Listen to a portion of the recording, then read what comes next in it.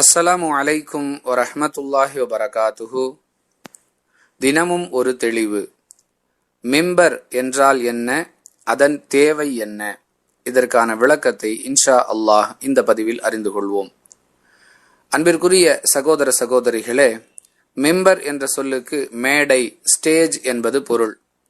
மக்களுக்கு உரையாற்றக்கூடிய ஒருவர் தன்னை மக்கள் பார்க்கும் விதமாக ஓர் உயரமான இடத்தில் நின்று கொண்டு அல்லது அமர்ந்து கொண்டு உரையாற்றுவதற்காக பயன்படக்கூடிய அந்த மேடைக்குத்தான் அல்லது அந்த நாற்காலி வடிவிலான அல்லது உயரமான ஒரு அமைப்பிற்குத்தான் மிம்பர் என்று சொல்லப்படும்.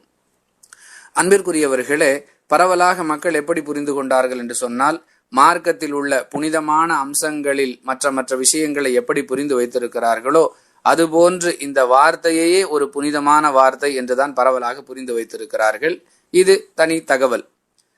அன்பானவர்களே, இதன் தேவை என்ன என்ற விஷயத்தை பார்க்கும் பொழுது ரசூலுல்லாஹி ஸல்லல்லாஹு அலைஹி வஸல்லம் அவர்கள் மக்களுக்கு உரையாற்றக்கூடிய சந்தர்ப்பங்களில் உயரமான இடத்தில் நின்று உரையாற்றுவார்கள். அதற்காக பயன்படுத்தப்பட்ட அந்த மேடைக்குத்தான் மிம்பர் என்று ஹதீசுகளில் அடையாளப்படுத்தப்படுகிறது.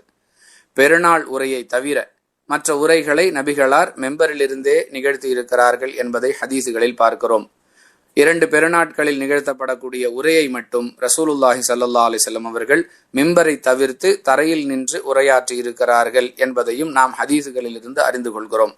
அது தவிர மற்ற சந்தர்ப்பங்களில் மக்களுக்கு உபதேசம் செய்யக்கூடிய தேவை எப்பொழுதெல்லாம் ஏற்படுகிறதோ உடனே மிம்பர் மீது ஏறி தாம் சொல்ல விரும்பும் செய்தியை மக்களுக்கு சொல்லுவார்கள் என்பதையும் ஹதீசுகளில் இருந்து அறிந்து கொள்கிறோம்.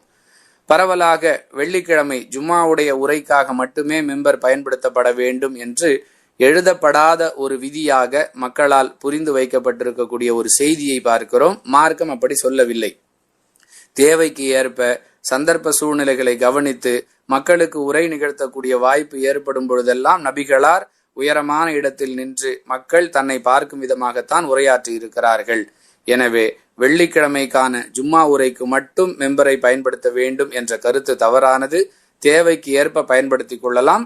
பெருநாள் தின உரைகளுக்கு மெம்பரை தவிர்க்க வேண்டும் என்றும் அல்லாஹுடைய தூதர் சொல்லி இருக்கிறார்கள். இது தவிர இதற்கென்று ஒரு புனிதமான அந்தஸ்து என்பதெல்லாம் தவறான புரிதல்.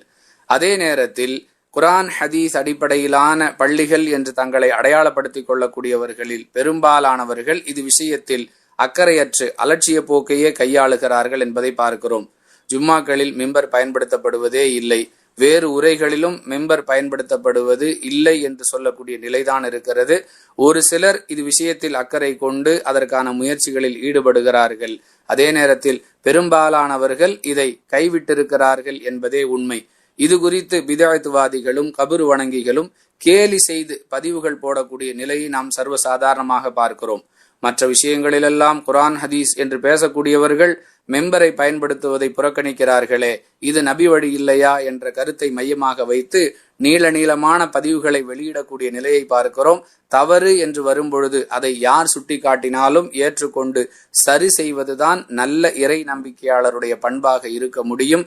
எனவே எங்கெல்லாம் உரை நிகழ்த்துவதற்கு மிம்பர் பயன்படுத்தப்படக்கூடிய வழக்கம் இல்லையோ அவர்கள் அந்த நபி வழியை பயன்படுத்துவதற்கு முறையாக முயற்சி செய்ய வேண்டும் என்பதையும் தகவலாக பதிவு செய்து கொள்கிறோம்.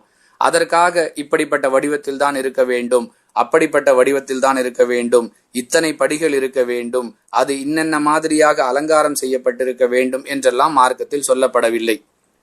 அதனுடைய அமைப்பு எப்படி இருக்க வேண்டும் என்று தேட ஆரம்பித்தால் பெருமானார் ஸல்லல்லாஹு அலைஹி வஸல்லம் அவர்கள் மிம்பர் படி மீது நின்று கொண்டு எப்படி தொழ வேண்டும் என்ற செய்முறை விளக்கத்தை மக்களுக்கு வழங்கி இருக்கிறார்கள். அதிலேயே தங்களுடைய தொழுகை செய்முறைகளை எல்லாம் நடத்தி காட்டி இருக்கிறார்கள் என்ற வாசகத்தை வைத்து பார்க்கும் பொழுது மிம்பர் படியின் மேல் பகுதி என்பது ஒருவர் நின்று அமர்ந்து குனிந்து தொழுகை செய்முறைகளை எல்லாம் விளக்கி தரக்கூடிய அளவிற்கு பரப்பளவு கொண்டதாக இருக்க வேண்டும் என்பதை மட்டும் புரிந்து கொள்ள முடிகிறது.